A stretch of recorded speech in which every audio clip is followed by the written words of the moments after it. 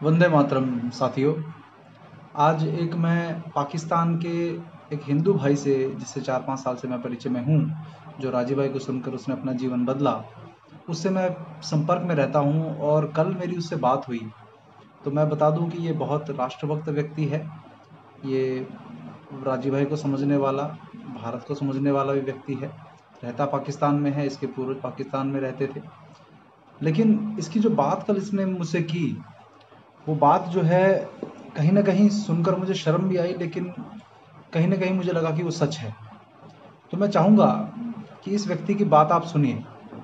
ये जो भाई ने बात बोली, इसकी जो कॉल है, मैं इसको आपको सुनाता हूँ, तब आपको पता चलेगा कि उसने भारत के बारे में और वहाँ पे कोरोना के क्या हाल हैं उसके बारे में क्या कहा। तो मैं सुनाता हूँ आपको कॉल।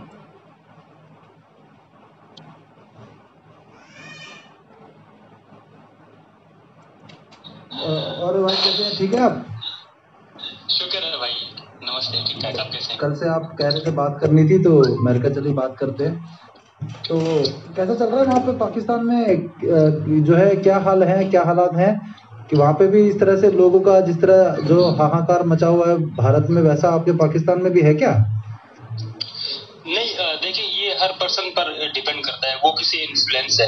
तो हमारे पाकिस्तान में जिस सिस्टम है ना, वो इस तरह से कि ज्यादातर लोग मस्जिदों से इन्फ्लुएंस होते हैं, अपने मौलाना साहब से इन्फ्लुएंस होते हैं। तो मीडिया को इतना वो भाव नहीं देते, और जो कुछ देते भी हैं भाव, तो वो 1% ही है, और उतने परसेंट लोग ही या 2% लोग ही, उतने परसेंट लोग ही वैक्सीनेट हुए हैं। ये बात भी है। और अच्छा भारत में तो कायर लोग हैं। वैक्सीनेशन का वहाँ जिस तरह से वहम यहाँ पर है, वहाँ नहीं है। वहां पर नहीं, यहाँ पर इतना नहीं है। सरकार पूरी कोशिश कर रही है, क्योंकि सरकार एलिट्स के दबाव में है, और यही सिस्टम है सारा। तो और ऐसा मतलब बाकी भारत में पाकिस्तान की सरकार इन एलिट्स के दबाव में नहीं है, ऐसा कैसे हो सकता है? नहीं, वो दबाव में है, लेकिन जनता नहीं है। तो मतलब आप, मतलब ये तो बड़ा अजीब बात है कि एक ही ज्योग्राफिकल एरिया है लगभग, जो है भारत के बॉर्डर के उस तरफ जो है ऐसा नहीं हो रहा, बॉर्डर की तरफ ऐसा हो रहा है। तो इसका कारण क्या, मतलब आपको क्या लगता है कि क्यों, मतलब भारत के लोगों के साथ ऐसा बुरा हाल हो रहा है भाई? स्टेट ऑफ माइंड डिपेंड करती है, क्योंकि भारत के लोगों के जहन में जो कचरा भर दिया गया मीडिया के मदद से, वो अब इनकी मौत का कारण बनेगा, ऐसा मुझे लगता है। जो जहर इनकी नसों में भर दिया गया है, जो खस्सीपन इनमें भर दिया गया है, वो इनको ही ले डूबेगा। जो कायरता है इनमें, वो इससे अभी मरेंगी। इसका कोई सोल्यूशन ही नहीं नजर आता। तो आपका इन्फ्लुएंस भी मस्जिद से रहता है कैसे? आप तो जैसे हिंदू हैं, तो मतलब आप भी मस्जिद से इन्फ्लुएंस रहते हैं क्या वहाँ? नहीं, मुझे तो राजू भाई ने जो जगा दिया था, जो स्वाभिमान उन्होंने जगा दिया था, तो वो उन्होंने मुझे मेरा जीवन बदल दिया था। नहीं तो मैं भी कार था, एक अजीब सा इंसान था। मुझे तो खुद भी समझ नहीं थी कि मुझे अभी भी हैरानगी होती कि मैं इस समाज में किस तरह से पल बढ़ गया है, और अपने समाज के जब बाकियों को देखूं तो वो तो अजीब सी जिंदगी गुजार रहे हैं, और जो मेरा जीवन है वो बहुत अलग है। तो खुद भी हैरान होता हूँ खुद पे कि मतलब मैं किस तरह का अपने समाज से मैच ही नहीं करता, मेजोरिटी से भी मैच नहीं करता, जो मिनोरिटी तो उनमें मैं बैठ नहीं सकता, क्योंकि उनसे मेरा माइंड नहीं मिलता, उनसे मेरी जहानत नहीं मिलती। तो खुद पर भी हैरान हूँ। तुम्हें तो भाई आपकी ये कॉल जो है मैं रिकॉर्ड कर रहा हूँ, मतलब मेरे पास सारी कॉल रिकॉर्ड ऑटोमेटिकली हो जाती है। तो ये जो आप बात बोल रहे हैं, ये तो मुझे बड़ा अचंभे वाली है। देखो अभी आज का दिन है मई 8 मई 2021 है। अब आप मुझे ये बात बताओ कि आज की डेट में जो भारत में ऑक्सीजन का हाहाकार मचा हुआ, पाकिस्तान में ये ऑक्सीजन का कोई कमी नहीं है वहां पर। हॉस्पिटल्स में तो लोग जा ही नहीं रहे, हॉस्पिटल्स में लोग नहीं जा रहे। वो उनको पता है यार कि ये डॉक्टर्स क्या कर रहे हैं। जिस तरह की देखो इंडिया में क्या कर रहे थे, रेमडेसिविर दे रहे थे। रेमडेसिविर तो वो तो इबोला की मेडिसिन है, और कोरोना वायरस की तो मेडिसिन ही नहीं है। तो यहाँ पर भी हॉस्पिटल्स में सेम वही सिस्टम है। तो लोग तो कोरोना वायरस से नहीं डर रहे, वो तो डॉक्टर से डरते हैं। तो अस्पताल तो खाली है, अस्पतालों में जो है तो वहां पर खाली है। मतलब लॉकडाउन से तो वैसे ही लोग घर से नहीं निकल रहे, और हॉस्पिटल में भी नहीं जा रहे। और जिनका लाइफस्टाइल मतलब सो कॉल्ड मॉडर्न है, तो वो तो बीमार हो गई, और वो तो जाएगा अस्पताल में। तो वहाँ लॉकडाउन लगा हुआ है आपके? अब लॉकडाउन लगा हुआ है? लॉकडाउन, हाँ लॉकडाउन है, लॉकडाउन सरकार लगा दी। अच्छा, ये तो बड़ा कमाल की बात बताई आपने भाई। मैं तो ये बड़ा अचंभित हूँ मैं सुनकर कि ऐसा हाल वहाँ पर, मतलब एक देश में पड़ोसी देश आपस में जो है इतना फर्क है वहाँ पर। माहौल के अंदर के लोग यहाँ डरपोक मतलब ज्यादा है भारत के, नहीं?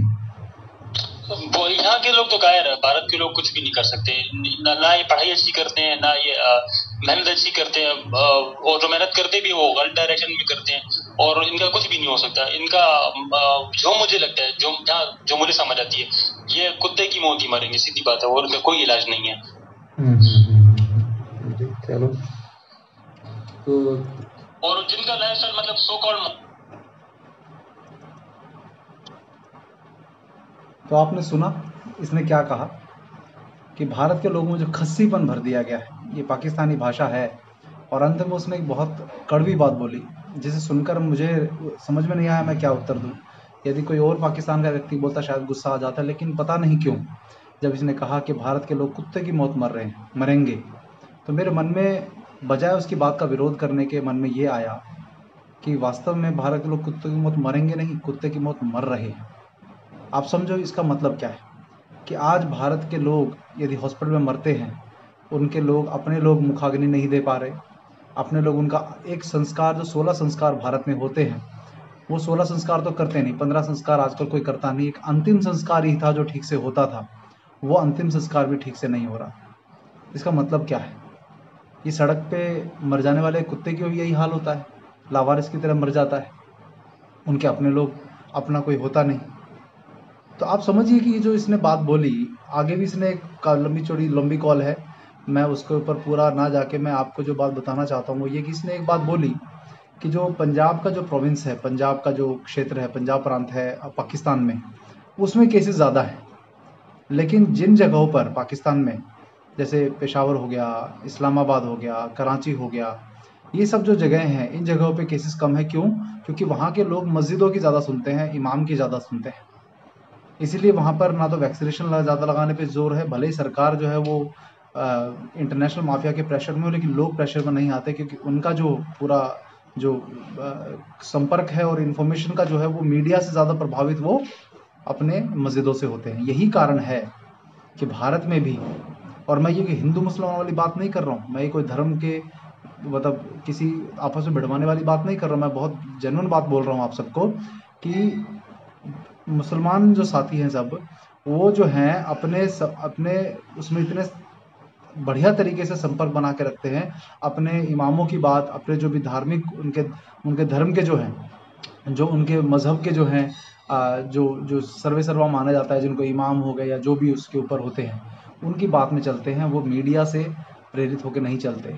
इसीलिए यही कारण है कि भारत में शमशान जो घाट हैं उन पर भीड़ लगी हुई है, लेकिन कब्रिस्तानों की आपको कोई खबर नहीं सुनने को मिलती होगी कि कब्रिस्तान में भी जगह नहीं मिल रही।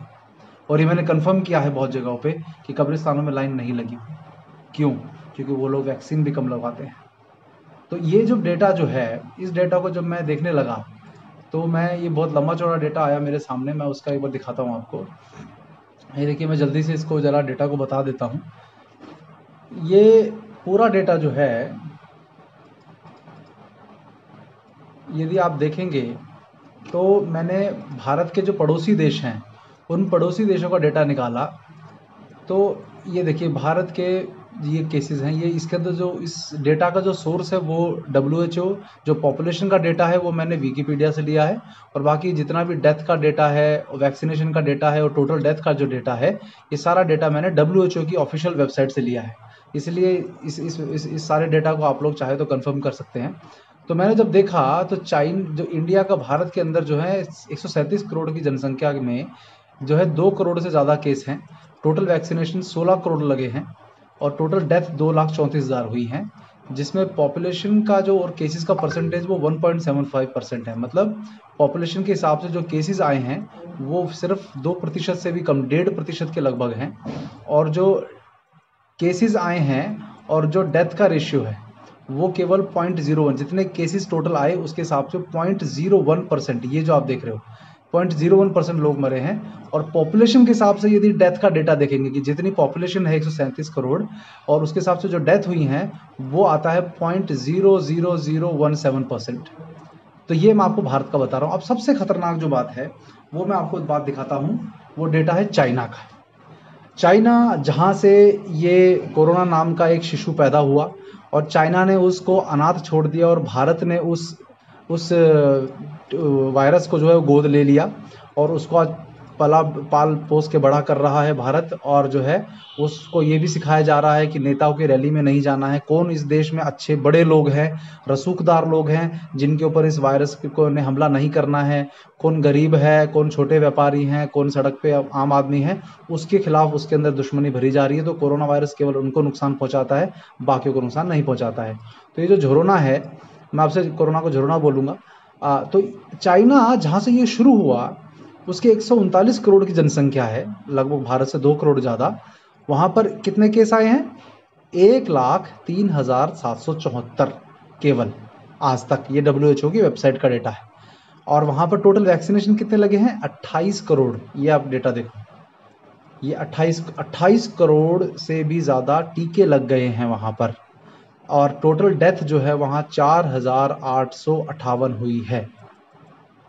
मतलब पॉपुलेशन के हिसाब से यदि आप डेट देखोगे यहाँ पर तो 0.00000% वहाँ डेथ है। ऐसा क्यों है? इसके लिए एक और खबर दिखाता हूँ मैं आपको। ये चाइना की खबर है, BBC हिंदी जो है उन्होंने ये खबर दी थी। पुतिन का ये बयान प्रतिबंध लगाने वाले प्रधानमंत्री के मध्य में इस दुनिया में हूं सम्राट फातिमा। एक कहा जाता है कि कोरोना वायरस का सबसे पहला मामला चीन में ही सामने आया था। इस हफ्ते तो वहां घरेलू पर्यटन ने सभी रिकॉर्ड्स तोड़ दिए और उसके आंकड़े बिल्कुल वैसे थे जैसे कि कोरोना काल से। मैं आपको बता दूं कि ये वीडियो 7 मई 2021 मतलब 3 दिन पहले का वीडियो है। अब आप देख लीजिए कि चाइना में जहाँ से ये वायरस का जन्म हुआ वहाँ पर अभी क्या स्थिति है। टोटल केस वगैरह दिखा दिए। अब आप ये खबर देखिए, आपको खून में उबाल आएगा। पहले हुआ करते थे। मे डे हॉलिडे में लोगों ने कुल 20 करोड़ ट्रिप्स की, जिसने वहां की अर्थव्यवस्था में जान ही फूंक दी। ये मानना मुश्किल है कि ये जगह कभी कोरोना वायरस का प्रमुख केंद्र थी, पर स्वास्थ्य अधिकारियों के मुताबिक चीन में पिछले 3 महीनों से संक्रमण का कोई भी घरेलू मामला नहीं आया है। हालांकि फरवरी में चीनी नए साल पर लोगों से ट्रैवल न करने की गुजारिश की गई थी, लेकिन पिछले सप्ताह लेबर डे हॉलिडे के तहत लोगों ने करीब 23 करोड़ यात्राएं की। पर्यटन मंत्रालय ने कहा कि पिछले साल इसी समय हुई यात्राओं के मुकाबले इस साल यात्राओं में 120% का उछाल आया है और ये आंकड़ा कोरोना काल से पहले के आंकड़ों से भी 3% ज्यादा है। रेल ऑपरेटर्स ने इस बुधवार को हजारों अतिरिक्त ट्रेनें चलाई, जिनमें करीब 1,70,00,000 लोगों ने सफर किया। इन 5 दिन की छुट्टियों में ग्रेट वॉल ऑफ चाइना को देखने के लिए 50,000 से ज्यादा टिकटें बिकी। साल के सबसे व्यस्त समय में हर कोई ट्रैवल करना नहीं चाहेगा, पर व्यवसायों ने इस बात का स्वागत किया है। छुट्टियों के इस हफ्ते में घरेलू पर्यटन पर $18 अरब खर्च किए गए, जिससे विशेषज्ञों को ये भरोसा मिला कि पर्यटन पर टिकी अर्थव्यवस्था जल्द ही पटरी पर दौड़ने लगेगी। सरकार ने कहा है कि अगले 5 सालों के दौरान देश के GDP के ही अनुपात में लोगों की आय भी बढ़ेगी। ये एक बड़ी खबर है क्योंकि देश की GDP औसतन 6% से ऊपर होगी। पर बाकी दुनिया के पर्यटन को पटरी पर आने में शायद अभी लंबा इंतजार करना होगा। अब आपने देखा ये खबर कि जिस चीन में ये आया वायरस, उस वायरस के वजह से वहाँ पर अब कोई 3 महीने से एक भी केस नहीं आया है और आपका भारत दूसरी लहर से जूझ रहा है। दूसरी बात एक और मैं इम्पोर्टेंट बताता हूँ कि यदि मान लीजिए पाकिस्तान का भारत का बंटवारा नहीं हुआ होता और बांग्लादेश भी भारत से अलग नहीं हुआ होता, तो आप बताइए कि ये भारत में ही कंसिडर होते और आज क्या सेम वही हाल वहाँ भी होता। लेकिन सिर्फ ये कि वो बंटवारा होकर अलग देश बन गए हैं, बॉर्डर में जो है वायरस का पूरा प्रकोप का बहुत अंतर आ गया है। ये अमेरिका की तो मैं बात ही नहीं करता हूँ। पाकिस्तान, जो मैंने बताया कि पाकिस्तान का डेटा देखिए, 22 करोड़ जनसंख्या है, 8,50,000 केस हैं और वहाँ पर कितनी वैक्सीन लगी है? 28 लाख लोगों को केवल वैक्सीन लगी है, केवल 28 लाख 22 करोड़ लोगों में से। तो जो ये डेटा पूरा जो मैं एक्सेल शीट है, ये मैं इसका लिंक डाल दूंगा बाद में वीडियो के नीचे, तब आप वहाँ से डाउनलोड कर लीजिएगा। और टोटल डेथ 18,000 हुई हैं पाकिस्तान में, केवल टोटल डेथ 18,000। इसके बाद आपको डेटा देता हूं मैं बांग्लादेश का। बांग्लादेश जिसकी आबादी 17 करोड़ है और 7,70,000 वहाँ केस आए हैं और 8 जो है टोटल वैक्सीनेशन जो है 89 लाख लोगों को, मतलब 90 लाख लोगों के करीब को वैक्सीन दी गई है और 11,833 लोगों की डेथ हुई है वहाँ पर। रशिया में क्या है देखिए आप। रशिया में 14 करोड़ लोगों का है। तो ये भी रशिया जो देश है, ये भी, इसका डेटा भी मैं बाद में आपको बताऊंगा, क्योंकि अभी इन देशों में से डेटा जैसा भी आता है मुझे उस पर यकीन नहीं होता। जापान में 12 करोड़ लोग हैं, 10,000 लोगों की डेथ हुई है। Data simple. अब वियतनाम में देखिए 9.6 करोड़ लोग हैं। ये WHO का, ये विकिपीडिया का डेटा है कि पॉपुलेशन वाला। इसमें वियतनाम में 3,152 केस है केवल, और वैक्सीन वहां पे लगा है 5 लाख लोगों को, और केवल 35 डेथ हुई है वहां। मैं कहता हूं कि भारत जैसा देश जहां पर इतनी जनसंख्या है, उन लोगों को जो है वैक्सीन का जो डेटा, ये पूरा का पूरा कोरोना से जूझने का जो तरीका है वो वियतनाम से सीखना चाहिए। लेकिन नहीं, उन्होंने इनसे कुछ नहीं सीखा। कैसे इन्होंने काबू किया पता तो चले। बर्मा देखिए, बर्मा 3,202 केस पे 5.5 करोड़ जनसंख्या में। तंजानिया, ये तंजानिया वाला देश जहाँ पे अभी मुगफुली जो राष्ट्रपति थे जिनकी डेथ हो गई, उन्होंने देखो तंजानिया में ना तो मास्क लगाने की किसी को अनुमति थी, ना लॉकडाउन वहां किया गया, कुछ नहीं किया गया। और वहां देखिए 5.5 करोड़ की जनसंख्या में केवल 509 केस हैं। वैक्सीनेशन वहां 0 है, और टोटल डेथ वहां 21 है। आप समझ रहे हैं इस बात को? तो यदि तंजानिया का ही उदाहरण लेके हम लोग उस तरह से कर लेते कि बिना लॉकडाउन और बिना मास्क लगाए, तो 5.5 करोड़ का मतलब है कि लगभग 2 दिल्ली जितनी जनसंख्या जो है वहां पे, उसके बीच में उन्होंने वायरस को नहीं फैलने दिया। ऐसा क्या किया उन्होंने बहादुरी से काम लिया जो हमारे देश की सरकार नहीं कर पाई। नेपाल को देखिए, 3,580, 3 करोड़ जनसंख्या में, 1 दिल्ली के बराबर जनसंख्या है, 3,500 केस है। ऑस्ट्रेलिया को देखिए, बल्कि नेपाल तो ठंडा देश है, वहाँ पे तो बीमारियां जल्दी फैलनी चाहिए, लेकिन नहीं, भारत में जो है इतनी गर्मी है तब भी वहाँ केस ज़्यादा आ रहे हैं। ऑस्ट्रेलिया को देखिए, 2.5 करोड़ जनसंख्या है और 910 केस हैं। कई लोग बोलेंगे कि उन्होंने अपना बॉर्डर सील कर दिया था, वो कर दिया था। अरे भाई, जो भी है, हमने भी बहुत कुछ किया, लेकिन आप देखो हमारे यहाँ केसेस जो बढ़ रहे हैं उसका कारण कुछ कारण है। नॉर्थ कोरिया सबसे जो खतरनाक देश है, इसमें क्या डेटा 0 है।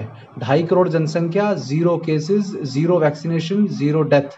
ये पूरा डेटा WHO के वेबसाइट से लिया है, और पॉपुलेशन का डेटा मैंने विकिपीडिया से लिया। मैं दोबारा बता रहा हूँ, इसलिए कोई भी इस डेटा को फेक बोलने की हिम्मत ना करे। फेक बोलेगा उसको डिलीट और ब्लॉक करूंगा तुरंत मैं। श्रीलंका का डेटा देखिए, श्रीलंका में 2 करोड़ लोग हैं, 1,21,000 संक्रमित हुए, 10 लाख के करीब वहाँ वैक्सीन लगी, 745 डेथ है केवल वहाँ पर। और भूटान, हमारा सबसे निकट का और मित्र देश, उसी से पूछ लेते, लगभग 76 लाख की जनसंख्या है, 1190 केस हैं, 4,80,000 वैक्सीन लगी, 1 डेथ हुई है वहाँ पर। आप समझ रहे हैं? तो अभी जो मैंने मुस्लिम कंट्रीज का डेटा बताया था, उसके मैंने अभी 90% से ज़्यादा जो मुस्लिम देश हैं, 90% से ज़्यादा जो मुस्लिम पॉपुलेशन है जिन देशों में, मैं उनका डेटा लेकर इकट्ठा कर रहा था सुबह से। तो उसके हिसाब से यदि देखोगे तो ये डेटा पूरा का पूरा ऐसा दिखाता है कि जहाँ पर हमारे भारत के मुकाबले में बहुत कम केस है। यदि डेथ के हिसाब से देखा जाए तो पॉपुलेशन के हिसाब से देखोगे, भारत का जो है 0.00017, इनकी जनसंख्या में तो 0.01, 0.005, तो कहीं बहुत कम डेथ्स है देखिए सारे देशों में, सब देशों के अंदर। अब देखो, ये पूरा डेटा मैं दे दूंगा आपको। तो लगभग 100 करोड़ की जनसंख्या है इन सारे, लगभग कितने देश हैं ये देश है, लगभग 22 देशों का डेटा मैंने लिया, जहाँ की लगभग 100 करोड़ टोटल जनसंख्या है। और जो है ये 100 करोड़ के में से आपको 1.39 करोड़ जो है टोटल केसेस आए, 7.2 करोड़ जो है वो वैक्सीन लगी है, और डेथ जो है 22 लाख हुई है। तो भारत के बराबर बाकी इन देशों में मिलाकर टोटल डेटा आया है। तो आप समझो इसका अर्थ क्या है। मैं आपको जो ये पूरा डेटा दिखा रहा हूँ, ये कोई डेटा में फंसाने का चक्कर नहीं। यदि डेटा को ही हम सच मानते हैं, यदि हम कहते हैं कि WHO जब भारत के अंदर डेटा दिखाता है कि भारत में इतने केस हो गए, तो हम नॉर्थ कोरिया का भी सच मानेंगे ना। हम क्यों झूठ मानेंगे? हम ये कहेंगे कि जो डेटा नॉर्थ कोरिया ने दिया है वो भी सच है। अगर आप आपके डेटा पे ही आप पूरा खेल चला रहे हो, तो हम तो ये डेटा के हिसाब से आपसे बात करेंगे। आप बताओ ना इसके अंदर ऐसा क्यों है कि हमारे पड़ोसी देश जिनका बंटवारा अगर नहीं हुआ होता तो शायद हो सकता वहाँ भी यही हाल होता। तो मेरी बात आप समझ रहे हैं मैं क्या कहना चाह रहा हूँ, कि आप लोग मीडिया पे ज़्यादा भरोसा करेंगे तो अब ये जो लोग बात कर रहे हैं, किसकी बात कर रहे हैं? थर्ड वेव की। और ये लोग इतने समझदार हैं कि इन्होंने कहा, पहले ही कह दिया कि थर्ड वेव आपके बच्चों को प्रभावित करेगी। कैसे भाई, कैसे करेगी? तुम लोग अगर वायरस के इतने ही एक्सपर्ट हो, तुम्हें अगर वायरस का इतने ही व्यवहार तुम्हें पता है, इसका बर्ताव पता है कि कौन सा वायरस आएगा, कौन सी वेव लेकर आएगा और किस पे प्रभावित होगा, तो तुम लोगों ने अभी तक रोका क्यों नहीं? कैसे तुम एम्स का जो हेड है वो कह रहा है, कैसे सुब्रमण्यम स्वामी जो है वो कह रहा है कि भाई ये थर्ड वेव बच्चों के लिए खतरनाक होगी? क्या दो बातें हैं इसकी, कि या तो शायद तुम लोग चाहते हो कि बच्चों के बारे में सुनकर सबका दिल कमज़ोर हो जाए और बच्चों को सारों को वैक्सीनेशन लगवाना शुरू कर दे। अभी तक 18 साल तक के बच्चों को लगाया, 18 साल तक के को इस वायरस के अगर एक्सपर्टीज़ है, विशेषज्ञ हो आपके, तो अभी तक तो ख़त्म कर देना चाहिए था आपको इस वायरस को, लेकिन नहीं।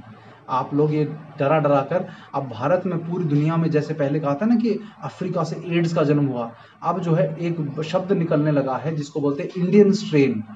मतलब वायरस का इंडियन स्ट्रेन बहुत खतरनाक हो गया है। पूरी दुनिया सहानुभूति जता रही है भारत के साथ, वैक्सीन की मारकाट मच रही है। वो अपने जो इंटेलेक्चुअल प्रॉपर्टी राइट्स हैं वो भी अपने वैक्सीन बनाने का जो पूरा फॉर्मूला है वो भी रिलीज़ करने के मन बना रहे हैं कि अरे बेचारा भारत, कोई बात नहीं, इस भारत को हम करेंगे।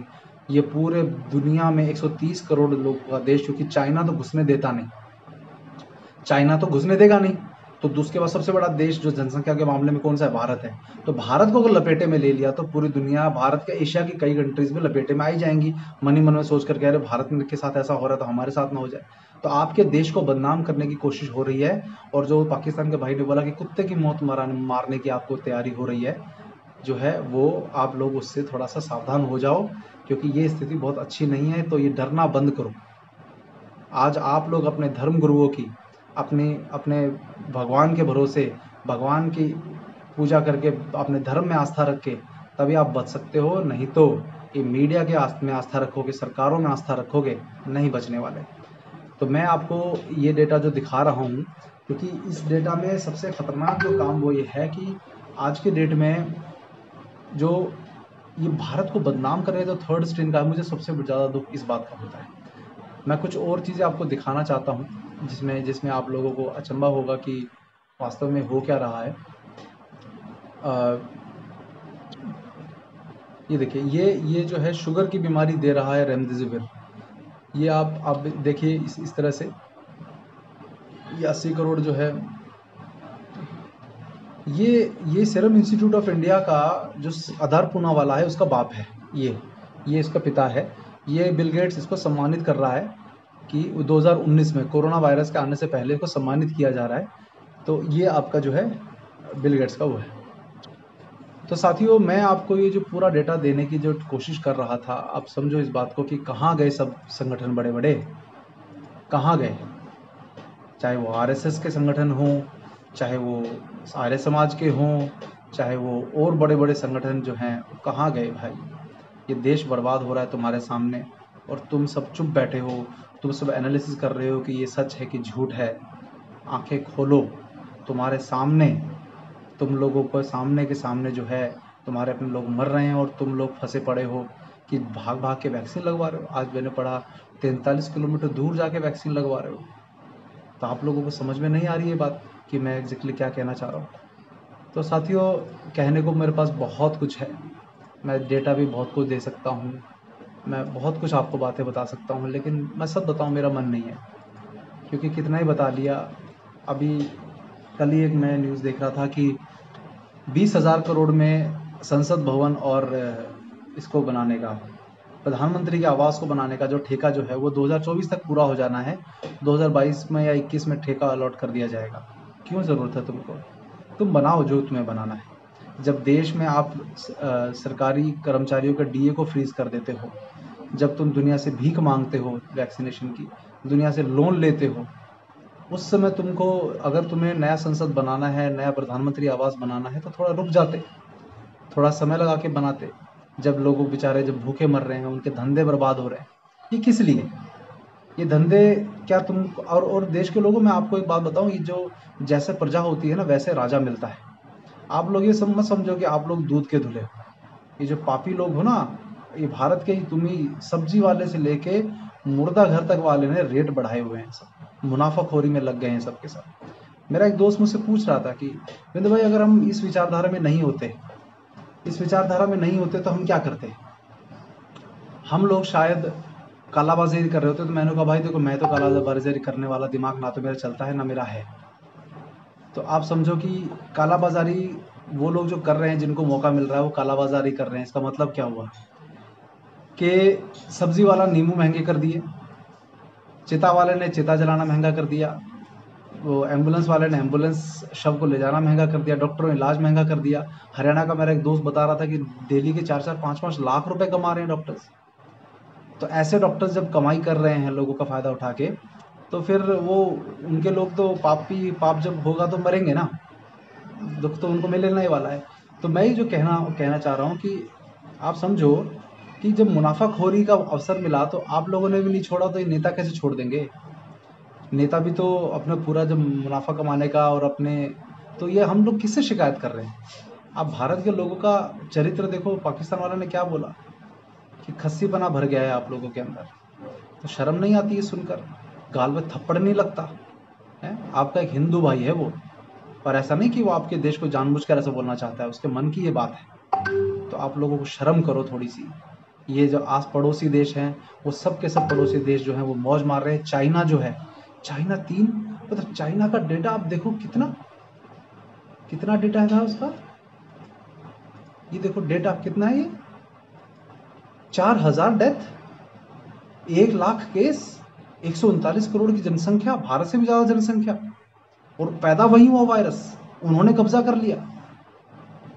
वुहान शहर, समझो चाइना एक ऐसा देश है, जब आपने ये वायरस शुरू हुआ था तो वुहान को लॉकडाउन करके दिखाया था इन लोगों ने कि देखो वुहान में लॉकडाउन हो गया।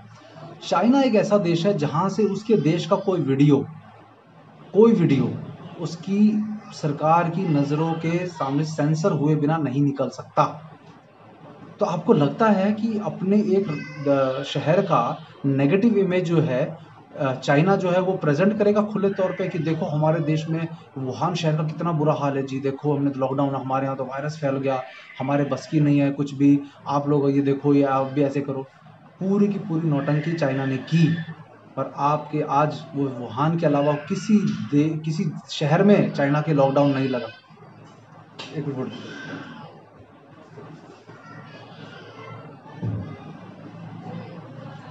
किसी भी शहर में लॉकडाउन नहीं लगा, चाइना के किसी भी शहर में लॉकडाउन नहीं लगा, लेकिन आपके केवल और केवल चाइना में जो वुहान में लॉकडाउन लगा। उसके बाद आज क्या स्थिति है कि 3 महीने से वहां एक भी केस नहीं आया। ऐसे कैसे हो गया?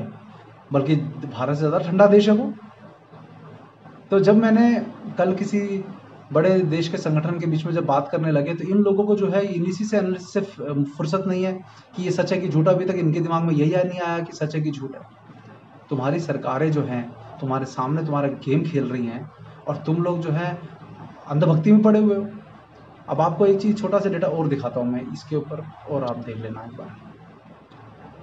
ये मैंने डेटा निकाला national vector borne disease control programme, जो ministry of health and family welfare की वेबसाइट है। क्योंकि डेंगू के केस जो हैं, डेंगू के केस यदि आपको मैं दिखाऊं,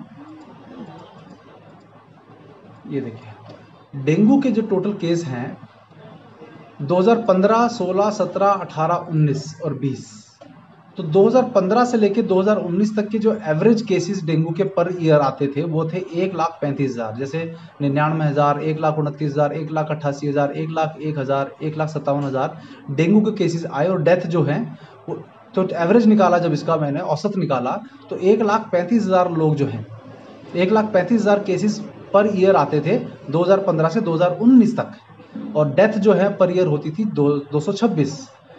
अब जब 2020 का आप देखते हो आंकड़ा, तो 2020 में जो डेथ केसेस आए वो आए 39,419, मतलब जहां 1,35,000 हर साल केस आ रहे थे पिछले 5 साल से, वो केवल 39,000 रह गए 2020 में, मतलब पिछले साल।